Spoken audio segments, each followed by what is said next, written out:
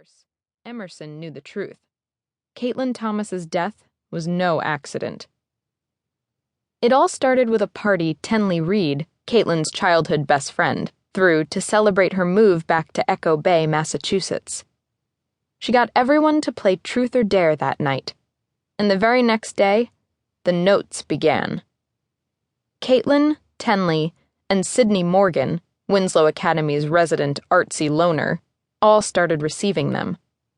They were anonymous, and they dared the girls to do terrible things. Each dare grew more disturbing and dangerous than the last. And if Caitlin, Tenley, and Sydney didn't do exactly as the notes commanded, the darer promised to reveal each of their darkest secrets.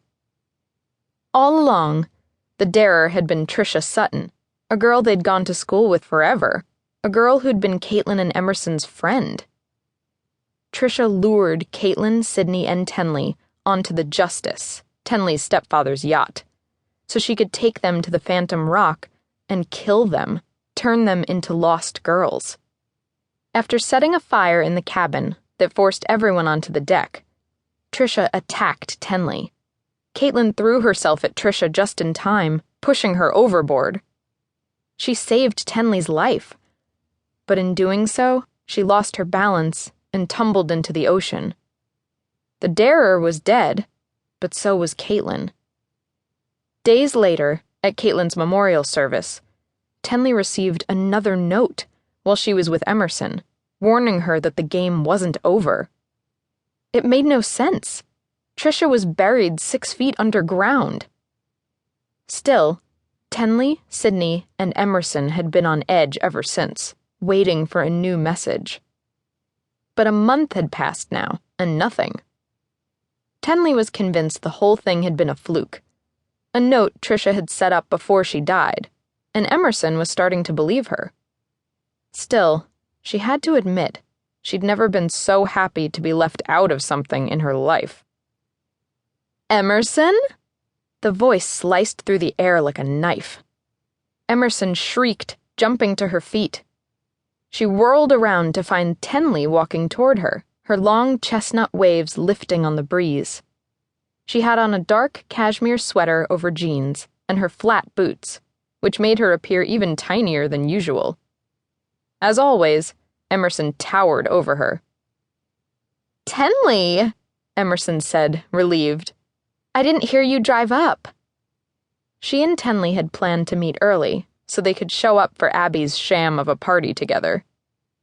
A month ago, Emerson would have chosen a math test over spending time alone with bitchy Tenley Reed. She might not have become a friend, exactly, in the Trisha aftermath, but she'd definitely become less of an enemy. "I didn't," Tenley replied. "I decided to walk here on the beach." Emerson's breathing returned to normal. "I'm so not looking forward to tonight," she said, slipping into the beach-proof rain boots she'd brought with her. She'd considered skipping the party altogether. She had zero desire to celebrate the birth of a murderer, but she and Tenley had agreed. They had to keep up appearances when it came to Trisha.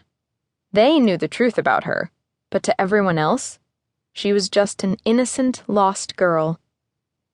Sometimes Emerson wished that Tenley and Sydney had just gone to the police after the tragedy on the Justice, but she understood why they hadn't. Trisha had taunted them with notes about their deepest secrets. If they exposed her, they exposed her notes, and all of their secrets. And not just theirs, but Caitlin's too. That she'd been abusing anti-anxiety medicine.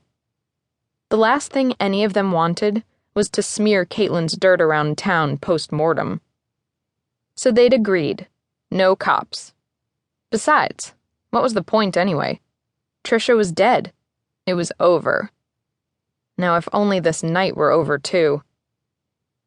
"I tried to talk Sydney into coming tonight," Tenley said. "But apparently she's never been to a Winslow party before, and she's not about to start now. I think it's possible that girl has an allergy to human interaction."